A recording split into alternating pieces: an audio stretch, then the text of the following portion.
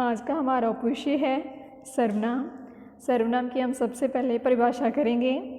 जो शब्द संज्ञा शब्दों के स्थान पर प्रयोग किए जाते हैं उन्हें सर्वनाम कहा जाता है।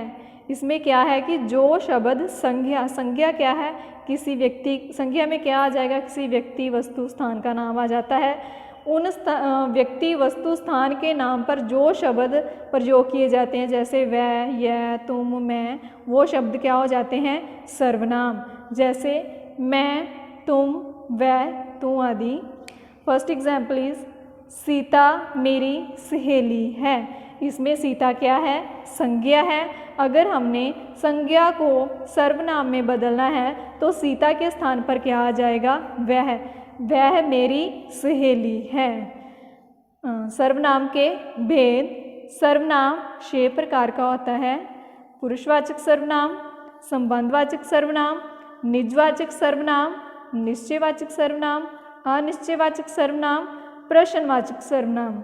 सबसे पहले हम पुरुषवाचक सर्वनाम के बारे में पढ़ेंगे। पुरुषवाचक सर्वनाम जिन सर्वनाम शब्दों का प्रयोग वक्ता, श्रोता अथवा जिसके विषय में बात की जा रही है वह पुरुषवाचक सर्वनाम कहलाता है। जैसे मैं, वह, तुम आदि। पहली एग्जाम्पल है मैं पढ़ रहा हूँ। मैं एक पुरुष यानी कि एक व्यक्ति के बारे में बात की गई है। आगे है संबंधवाचक सर्वनाम। संबंधवाचक सर्वनाम जिन शब्दों का वाक्य में किसी दूसरे सर्वनाम के साथ संबंध प्रकट हो उसे संबंधवाचक सर्वनाम कहा जाता है। जैसे जिसने, उसने, जैसा, वैसा।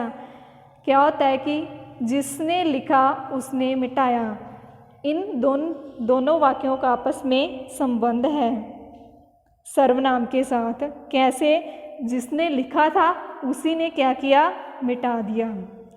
आगे है निजवाचक सर्वनाम। जिन सर्वनाम शब्दों से वाक्य में कर्ता के साथ अपनापन प्रकट हो उन्हें निजवाचक सर्वनाम कहा जाता है। जैसे खुद, अपने आप, स्वयं। इन शब्दों में हमें साफ दिखाई दे रहा है कि ये हमारे साथ संबंधित है। खुद हम अपने लिए प्रयोग कर रहे हैं, अपने आप भी और स्वयं भी हम अपने लिए प्रयोग कर रहे हैं। जैसे फर्स्ट है मैं वह चित्र अपने आप बना लूँगी। इन शब्दों में कर्ता के साथ अपनापन प्रकट हो रहा है। राम स्वयं गाड़ी चला रहा है। राम गाड़ी क्या स्वयं ही चला रहा है। इसमें भी निजवाचक सर्वनाम के बारे में पता चल रहा है। आगे है निश्चयवाचक सर्वनाम।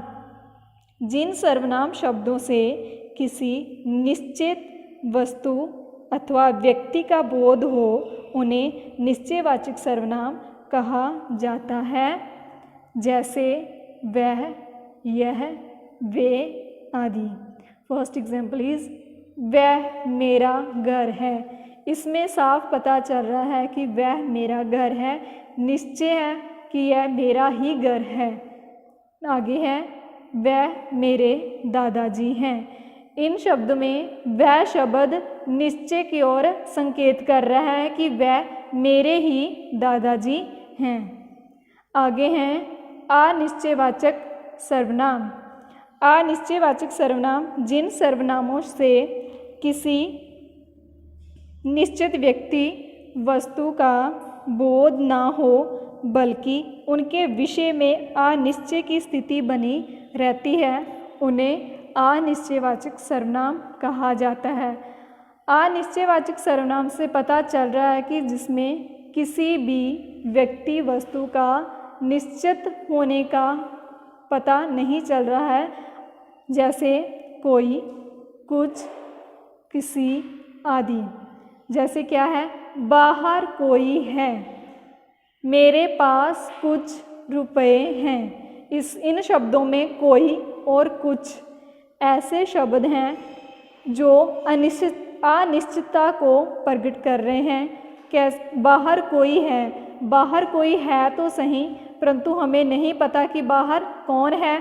मेरे पास कुछ रुपए हैं। रुपए तो हैं मगर हमें इसके बारे में भी निश्चित नहीं है कि कितने रुपए हैं।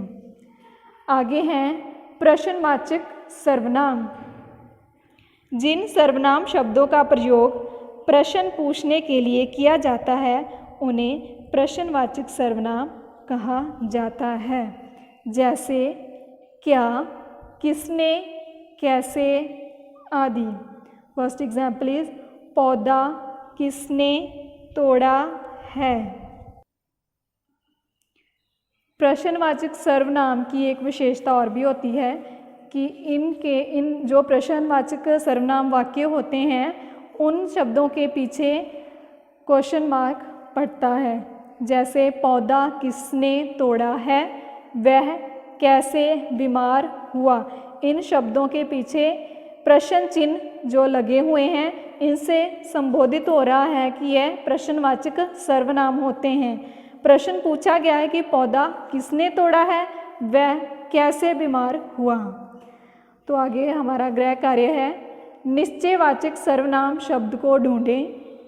यह कमल की साइकिल है, वह मेरी मित्र है, वह राम का बस्ता है। इन शब्दों में निश्चयवाचक सर्वनाम कौन कौन से हैं उन्हें आपने ढूंढकर लिखना है। धन्यवाद।